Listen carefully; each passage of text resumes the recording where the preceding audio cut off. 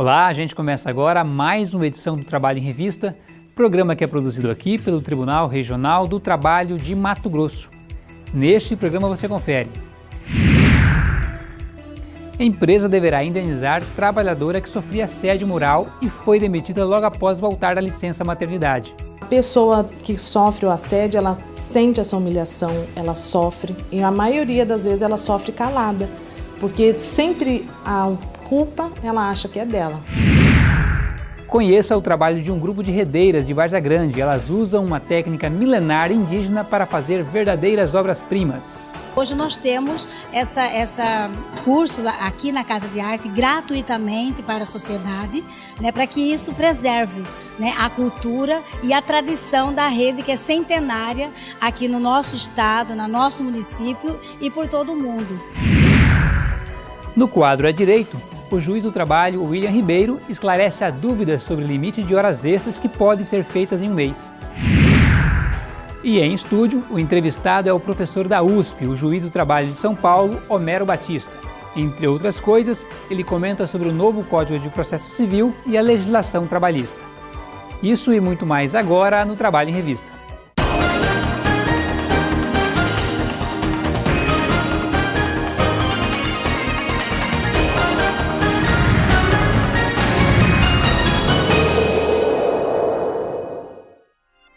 E uma empresa deverá indenizar uma trabalhadora em R$50 mil por assédio moral.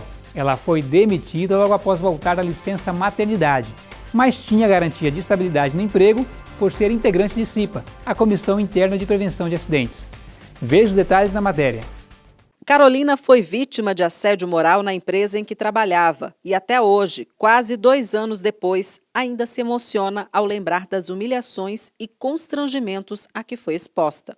Você fica tentando saber o que você fez para merecer aquilo. Você se sente um lixo, na verdade. Você não sabe o que você fez, qual a causa daquilo. Parece que você está recebendo um castigo por uma coisa que você não tem culpa, não fez. A empresa queria demiti-la logo após seu retorno da licença maternidade, mas Carolina era membro da CIPA e por isso tinha estabilidade.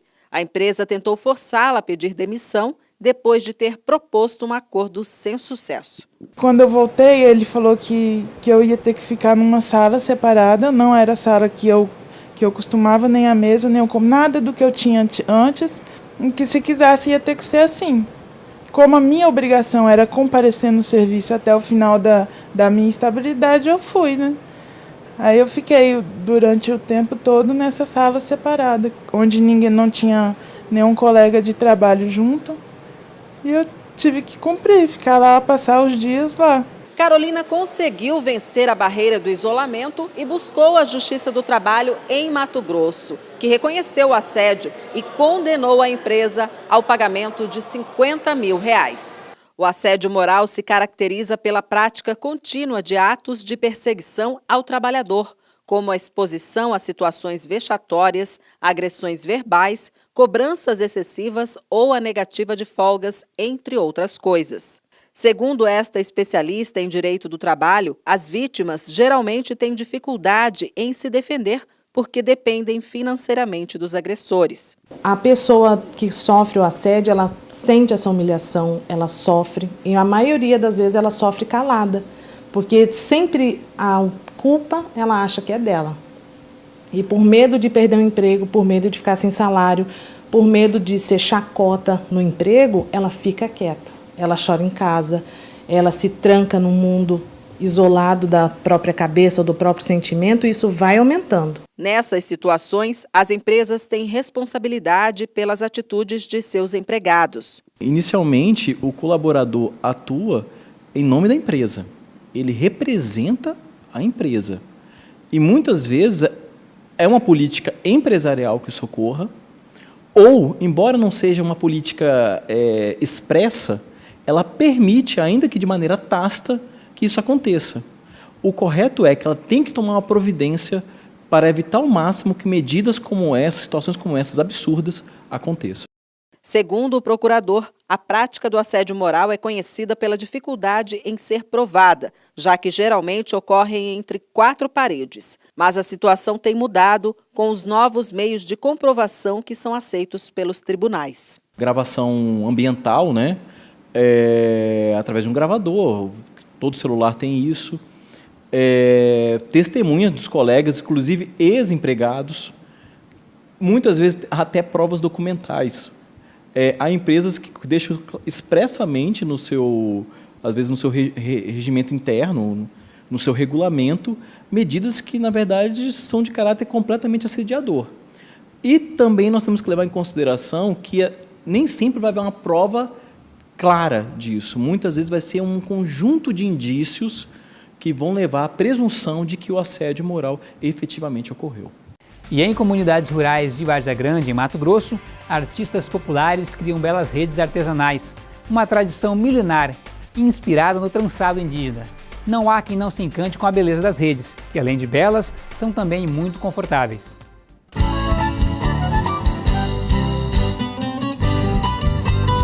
Para conhecer o trabalho das redeiras de Mato Grosso, nossa equipe saiu da capital em direção à cidade vizinha, Várzea Grande. Pela estrada de terra batida, chegamos à comunidade rural de Limpo Grande, onde mora a dona Miltes. Ela tem 60 anos e é redeira desde a adolescência. Desde 13 anos eu aprendi, porque minha mãe era tão pobre, eu tinha que trabalhar para não ter, né, qualquer coisa. Aí teve que aprender a trabalhar. Aí eu comecei a aprender, amarrava varanda para os outros, lavrava. Aí fui aprender, né? Foi a tecer a rede, aí me ensinaram a urdir. Aí fui aprendendo, começou a passar o liço, tudinho. Mesmo há tanto tempo nesse ofício, dona Miltes leva meses para tecer uma rede. É que a técnica tem muitas etapas e um alto grau de dificuldade. Tem que pegar o fio, começar a notear, amarra, aí vai explicando, vai derrubando, vai começando. Aí termina, aí vai começar a passar aquele lixo de puxar. Aí termina, tece ou limpa, aí vai contar os pontos para assentar a amostra na rede, o desenho. Eu duro 3 meses com uma rede.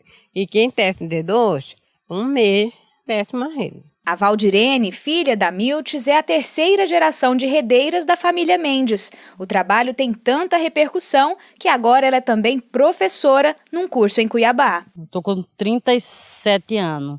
Sempre trabalhei nesse ofício desde os 14, né? É uma cultura que não pode morrer. E eu estou dando curso também na Casa de Arte. Nas estampas das redes e varandas, símbolos da exuberante natureza mato-grossense. Orgulhosos da cultura pantaneira, o curso foi uma demanda da própria comunidade. Sempre quis aprender, né, esse tipo de arte. E é uma coisa muito difícil, né, de encontrar pessoas que possam ensinar. Então, eu estou adorando o curso. Tenho vontade de continuar, de fazer a minha rede, né? E continuar fazendo e, quem sabe, ensinar para minha filha. E hoje nós temos cursos aqui na Casa de Arte gratuitamente para a sociedade, né, para que isso preserve, né, a cultura e a tradição da rede que é centenária aqui no nosso estado, no nosso município e por todo o mundo. Que já foi feito um levantamento, é o único lugar do mundo que faz a rede nucleária aqui em Várzea Grande. O trabalho das redeiras de Várzea Grande é inspirado no traçado indígena. Durante a Guerra do Paraguai, há mais de 100 anos, os soldados que se enfrentavam em Mato Grosso se habituaram a usar essas redes para o descanso. E logo, o que era apenas uma peça utilitária virou tradição. Essa tradição vieram dos índios, que usavam como para dormir, né? A família toda dorme em rede, até hoje nas aldeias só rede, né? E passou para a gente. Fazer redes é um trabalho ou é uma arte? Para fazer dá muito trabalho, mas assim, depende muito da sua cabeça, do seu estado de espírito, é uma arte. Você vê como você viu essa aí linda, né? Eu acho linda, né? Aí você olha assim, nossa, foi eu que fiz, que lindo, o pessoal acha bonito. Eu adoro, eu gosto de tecer a rede. Se eu tivesse jeito de tecer, né, até no 2 eu tecia.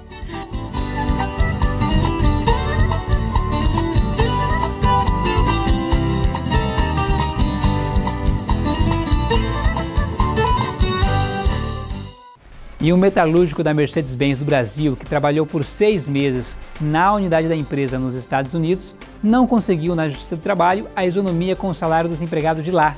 Entenda melhor o caso agora no quadro Direto de Brasília.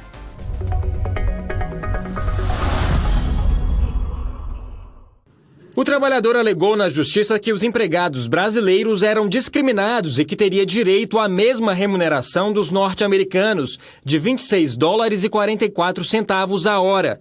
Para julgar o caso, o Tribunal Regional do Trabalho de Minas Gerais usou como base a progressão do salário hora por tempo de serviço, limitado a 24 meses, o que impediria uma equiparação de um empregado recém-chegado a outros que estão na empresa há mais de 2 anos. O regional ainda ressaltou que os brasileiros transferidos mantiveram os salários que continuaram a ser depositados no Brasil e passaram a receber diárias e benefícios transporte e moradia. Para o TRT, as situações eram desiguais e por isso não haveria isonomia, ainda mais porque era uma transferência temporária. O metalúrgico recorreu ao TST. Na terceira turma, o relator, ministro Maurício Godinho Delgado, destacou a posição do regional de que as diferenças salariais eram baseadas no tempo de serviço, como também funciona no Brasil. Não aprova da discriminação, não aprova e justifica o tratamento diferenciado pela circunstância de haver distância de tempo de serviço, o que a lei brasileira permite.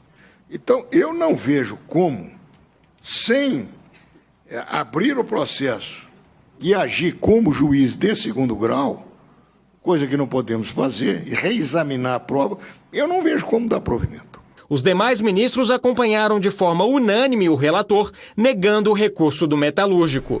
E você tem dúvidas sobre direitos trabalhistas? A gente responde a elas no quadro É Direito.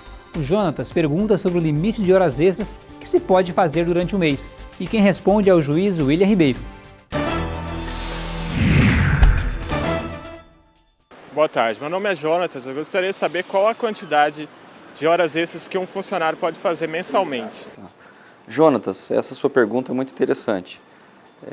Os trabalhadores normalmente têm dúvida com relação à existência de um limite de horas extras. A legislação, ela estabelece que o número máximo de horas extras por dia que o empregador poderia ordinariamente exigir do trabalhador seriam de 2 horas. Portanto, não há um número máximo de horas extras que possam ser exigidas num montante do mês. Isso pode variar conforme o número de dias que você trabalhar, tá? Mas é bom que fique claro que o empregador pode sempre exigir o cumprimento de horas extras quando haja necessidade extrema de trabalho.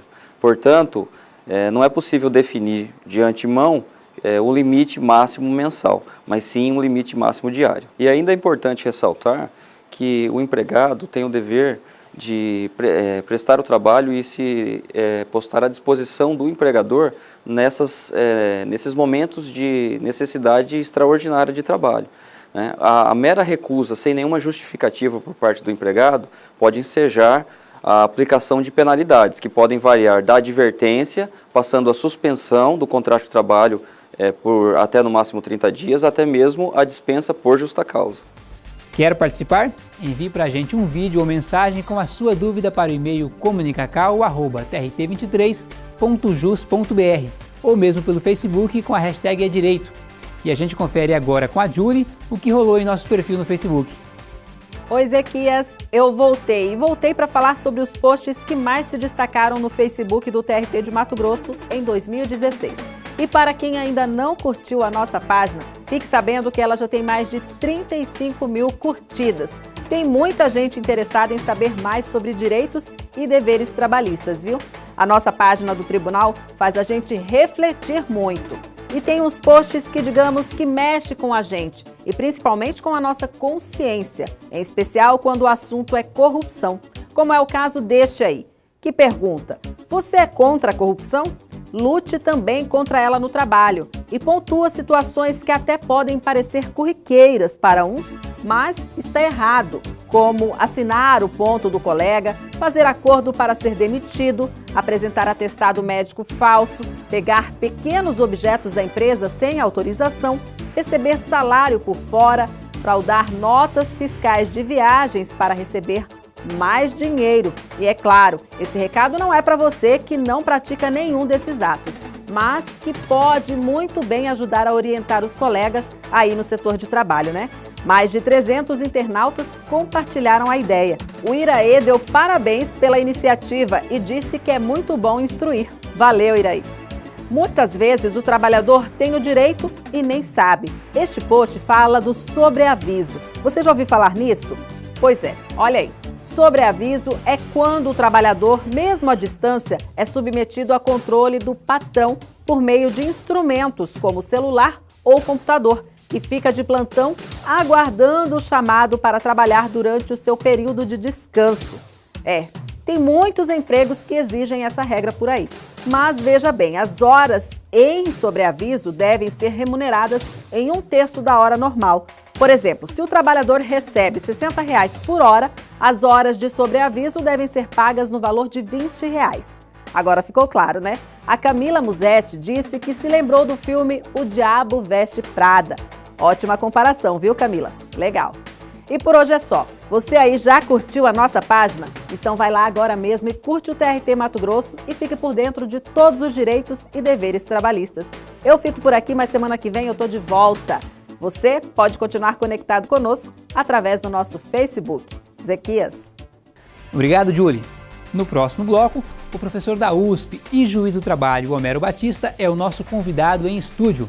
Ele fala sobre o novo Código de Processo Civil e a legislação trabalhista. Não saia daí, que a gente volta já.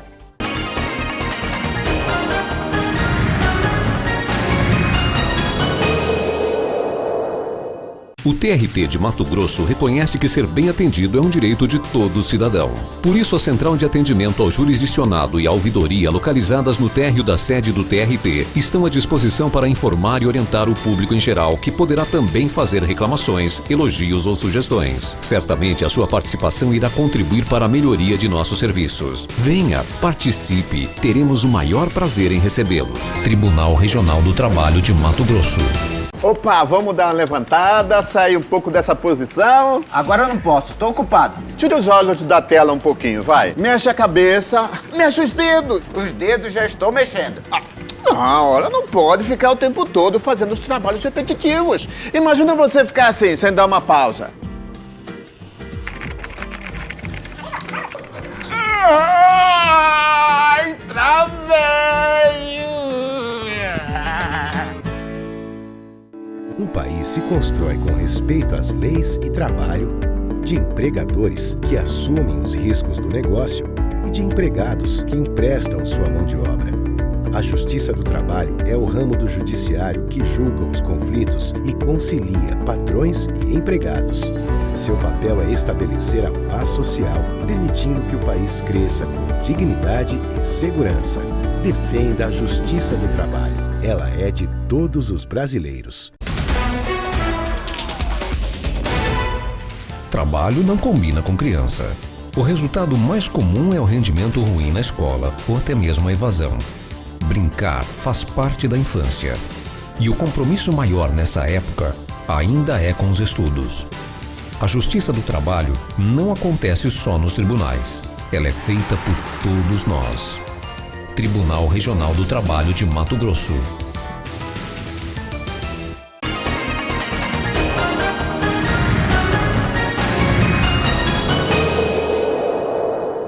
Estamos de volta com o Trabalho em Revista e hoje a gente recebe aqui o juiz Homero Batista, que vai falar para a gente sobre os reflexos do novo CPC na fase de execução dos processos trabalhistas. Ou seja, doutor, bem-vindo àquela fase em que todo judiciário tem dificuldade, Sim. que é a fase de fazer a sentença, o papel virar realidade.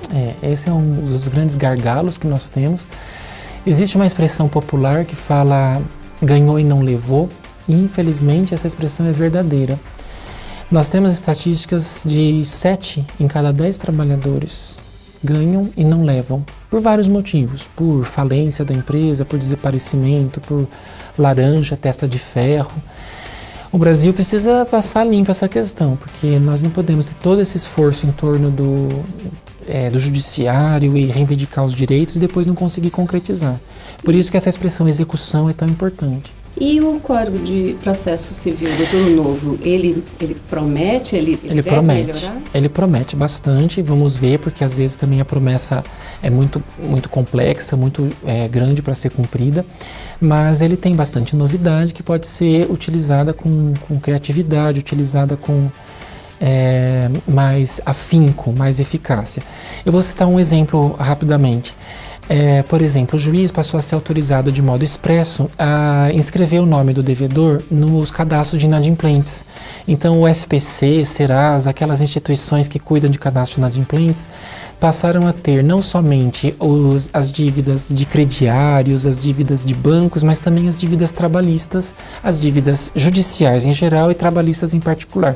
Esse talvez seja um item que pode mudar um pouco a forma como as pessoas encaram o débito. Porque os tribunais até tentaram em algum momento, né? Voltaram atrás exatamente por falta de previsão legal. Isso, era feito por esforço pessoal de alguns juízes, algumas teses, as empresas criticavam. Agora, essa é uma mudança que o Código de Processo Civil de 2015, que entrou em vigor em 2016, passou a autorizar de modo expresso, dentre outras soluções, assim, em busca de uma eficácia. O que é outro exemplo que o senhor poderia dar? O que vai mudar? O que pode mudar nessa fase? Eu gosto de trabalhar com os exemplos pequenos, menores, mas que na prática acabam sendo importantes. Por exemplo, o juiz pode procurar bens da empresa ou do devedor para fazer penhora de acordo com a realidade da cidade, da região. Então, uma zona agrícola, o juiz pode dar mais ênfase em gado e máquinas agrícolas do que em imóveis ou móveis. O Código permite essa flexibilidade. O Código de 1973 era rígido, tinha que seguir uma ordem, gerava atrasos, ineficiência. Uma mudança profunda que pode representar um grande impacto durante a tramitação do processo, o trabalhador, o exequente, que a gente fala, né, o credor, ficar sob a responsabilidade dele o bem. Imagine o carro penhorado ficar, ao invés de ficar com o patrão, ficar com o empregado. Mesmo antes de vender? Antes de vender, durante a tramitação. Isso é tão profundo que já há quem pense que talvez não dê certo, porque o carro vai ficar com o trabalhador. Isso tem previsão expressa agora no artigo 840, vem sendo muito estudado como isso poderá impactar. E o senhor está aqui em Cuiabá também para o lançamento do livro CLT Comentada.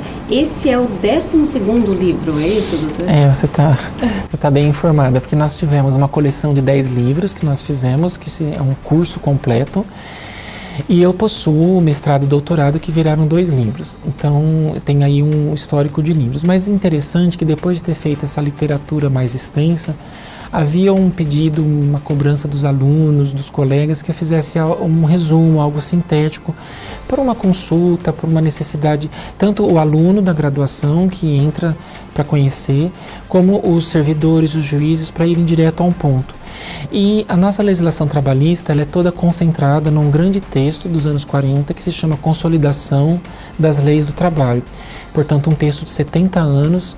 É impressionante como ele ainda está em vigor e ele consegue, de alguma maneira, ordenar minimamente as relações trabalhistas. Então, eu aceitei essa tarefa com muita alegria. Eu acho que eu consegui aí encontrar um meio termo de fazer um livro condensado contendo tudo. Para que entenda, quando eu falo tudo, inclui horas extras, 13º, férias, aviso prévio, justa causa, fundo de garantia e depois as questões dos sindicatos, doenças profissionais, doenças do trabalho e a parte da justiça do trabalho. Então é um grande feixe de assuntos, né? Por isso eu gostaria de resgatar uma tradição que muito influenciou a minha geração, que é fazer um comentário concentrado de todas essas questões trabalhistas. CLT Comentada não é um nome que me pertence, é um nome comum a vários livros dos anos 60, dos anos 70, e atualmente aparecem algumas, mas nós precisamos, com o poder de síntese, não com tanta frequência mais, certo?